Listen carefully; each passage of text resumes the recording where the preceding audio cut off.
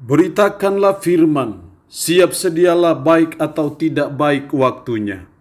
Shalom, puji Tuhan, berkat Tuhan, kemurahan Tuhan mempertemukan kita kembali dalam renungan harian di hari ini. Mendengar firman itu satu yang sangat penting karena iman itu timbul dari pendengaran dan pendengaran akan firman Kristus. Mengawalinya mari kita berdoa. Kami bersyukur dan memuji nama-Mu ya Allah di hari ini untuk waktu dan kesempatan kami akan membaca, merenungkan, mendengarkan sebagian dari firman-Mu. Roh-Mu yang kudus tolonglah kami, urapilah kami dan berkatilah kami dengan firman-Mu di hari ini. Berfirmanlah ya Allah karena kami sudah bersedia untuk mendengarkannya. Dalam nama Tuhan kami Yesus Kristus kami berdoa. Amin. Nats firman Allah yang menjadi renungan kita bersama di hari ini saya ambil dari Mika pasal 5 ayat 1 sampai dengan ayatnya yang keempat. Secara khusus saya akan baca ayatnya yang pertama, firmannya berkata demikian. Tetapi engkau hai Betlehem Efrata, hai yang terkecil di antara kaum-kaum Yehuda, daripadamu akan bangkit bagiku seorang yang akan memerintah Israel yang permulaannya sudah sejak purbakala, sejak dahulu kala. Demikian kebenaran firman-Nya hari ini yang mengajar dan menasihati kita Betlehem, tempat kelahiran Mesias. Kita semua tahu bahwa sebelum Kristus lahir, sebelum Mesias lahir di Betlehem, Nabi Mika sudah ratusan tahun lebih dahulu sudah menubuatkan bahwa dia akan lahir di Betlehem. Kalau kita belajar, Mika ada ditulis sekitar tahun 735 Masehi. Itu berarti bahwa butuh waktu sekitar 700-an tahun nubuat sang Nabi bahwa Mesias akan lahir di Betlehem. Dan itu persis digenapi bahwa Mesias lahir di Betlehem. Dan hari-hari ini kita ada dalam euforia, ada dalam semangat perayaan-perayaan Natal. Dan kita sudah ada di Minggu Adventus yang keempat, yang terakhir. Dan kita melihat bagaimana penggenapan nubuat Alkitab yang luar biasa yang sudah disampaikan 700-an tahun sebelum Masehi. Itu menunjukkan kepada kita bahwa betapa kitab suci yang saudara dan saya punyai, yang saudara dan saya miliki adalah sungguh-sungguh firman Allah. Karena itu penggenapan yang luar biasa yang Anda tidak akan jumpai dalam kitab-kitab suci yang lain. Nah, yang akan kita coba lihat bersama di hari ini adalah bagaimana sifat dari Mesias yang lahir di Betlehem itu, yang sudah ribuan tahun ataupun ratusan tahun sudah dinubuatkan oleh Nabi Mika. Siapa dia, Mesias, bagaimana kehidupannya, bagaimana sifatnya, itu yang akan kita coba pelajari dan kita memaknainya bersama. Yang pertama, sifatnya yang pertama kita lihat dalam ayat 1 bagian B. Seorang yang akan memerintah Israel yang permulaannya sudah sejak purbakala, sejak dahulu kala.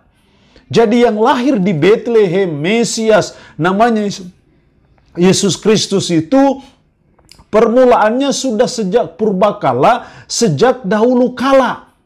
Di sini kita melihat yang pertama, sifat dari Mesias yang lahir di Betlehem, dia itu kekal. Permulaannya sudah sejak purbakala, sejak dahulu kala. Jadi sebelum Mika menubuatkan bahwa dia lahir di Betlehem, sesungguhnya permulaannya sudah sejak purbakala. Di sini menunjuk kepada apa yang namanya praeksistensi Kristus. Bahwa Kristus sebelum lahir di Betlehem, sesungguhnya dia sudah ada. Karena secara ilahi dia tidak pernah dilahirkan. Yang dilahirkan adalah kemanusiaannya. Maka sang Nabi menyampaikan permulaannya sudah sejak purbakala, sejak dahulu kala. Itu sifat Mesias yang kekal itu. Nah, sifatnya yang kekal ini menunjukkan bahwa dia betul-betul Tuhan, dia betul-betul Allah yang patut dan layak kita puji dan kita sembah. Jadi momentum kita ada di peringatan Natal, momentum kita memperkuat, mempertebal iman kita, keyakinan kita bahwa Mesias yang lahir di Bethlehem itu dia itu kekal. Karena itu dia kekal, maka dia betul-betul Tuhan, Allah yang patut kita puji dan kita sembah. Yang kedua, sifat Mesias yang lahir di Bethlehem ayat 3, maka ia akan bertindak dan akan mengembalakan mereka dalam kekuatan Tuhan, dalam kemegahan nama Tuhan Allahnya. Mereka akan tinggal tetap, sebab sekarang ia menjadi besar sampai ke ujung bumi. Akan mengembalakan mereka dalam kekuatan Tuhan. Sudah barang tentu mengembalakan umatnya, yaitu umat Israel pada waktu itu, tetapi juga sebenarnya termasuk saudara dan saya juga yang ada umatnya, karena kita adalah gerejanya, miliknya, kepunyaannya. Jadi sifat yang kedua dari Sang Mesias yang lahir di Bethlehem nama Yesus Kristus, dia yang akan mengembalakan umatnya. Dia yang akan memimpin umatnya. Nah, karena itu sebagai umat, sebagai orang percaya, kita tidak perlu menakutkan sesuatu, kita tidak perlu mengkhawatirkan sesuatu, karena dialah yang akan mengembalakan kita. Dia yang akan memimpin kehidupan kita sebagai umatnya, sebagai orang-orang yang percaya kepadanya.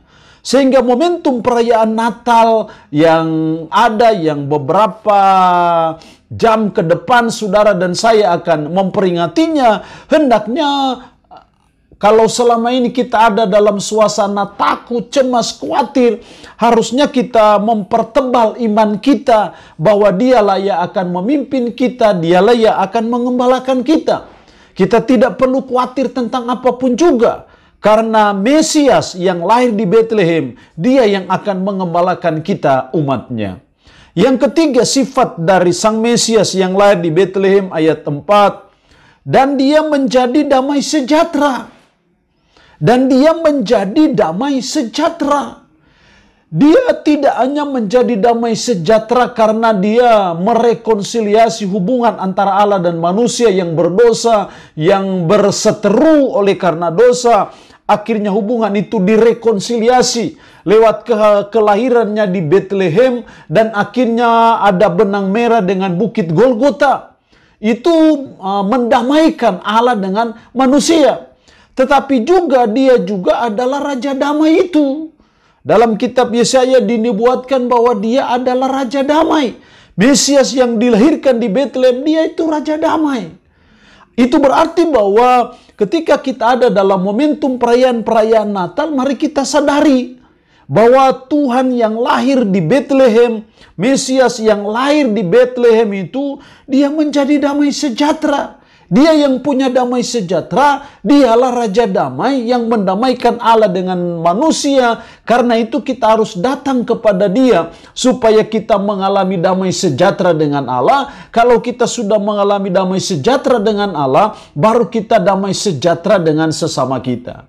Itu berarti momentum perayaan Natal itu momentum juga untuk ada suatu rekonsiliasi.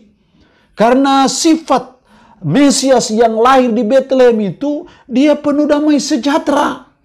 Karena itu momen perayaan Natal itu mari kita hidup dalam damai sejahtera. Kalau selama ini kita pernah ada salah paham, mari kita berdamai. Kalau selama ini kita ada bersengketa, mari kita berdamai. Kalau selama ini kita bermusuhan, mari kita berdamai. Karena yang lahir di Bethlehem yang kita peringati akhir-akhir ini, dia adalah damai sejahtera. Dia adalah Raja Damai. Karena itu sebagai umatnya, sebagai anak-anaknya, sepatutnya dan selayaknya lah kita mewarisi DNA dari Sang Raja Damai itu, mewarisi DNA damai sejahtera itu, sehingga dimanapun kita ada, kemanapun kita pergi, dalam tugas dan tanggung jawab apapun, kita selalu membawa shalom Allah. Kita selalu membawa damai sejahtera itu, sehingga kita hidup rukun dan damai satu dengan yang lain. Allah yang punya firman ini memberkati kita dengan firman-Nya di hari ini. Amin. Mari kita berdoa. Puji syukur untuk kebenaran firman-Mu hari ini, yang mengingatkan kami akan Bethlehem, tempat kelahiran Mesias, sesuai dengan nubuat dari Nabi Mika 700-an tahun sebelum dia lahir. Dan disinilah kami melihat bagaimana sifat dari Mesias. Dia itu kekal, dia yang akan mengembalakan umatnya, dia pun yang penuh dengan damai sejahtera itu. Roh-Mu yang kudus tanamkan dan meteraikan firman ini dalam hati dan pikiran kami. Dan sanggupkan kami untuk kami bisa memperlakukan firman ini dalam hidup kami sehari-hari. Yang mohon berkat Tuhan bagi umat-Mu yang mendengarkan renungan harian di hari ini. Diberkatilah mereka ya Allah dengan berkat-berkat-Mu. Yang sakit dalam nama Yesus Tuhan jamah, Tuhan lawat, Tuhan sembuhkan dari sakit penyakit yang diderita. Terpuji-pujilah nama-Mu ya Allah. Dalam nama Tuhan Yesus Kristus kami berdoa. Amin. Shalom. Tuhan Yesus memberkati kita dengan firman-Nya di hari ini.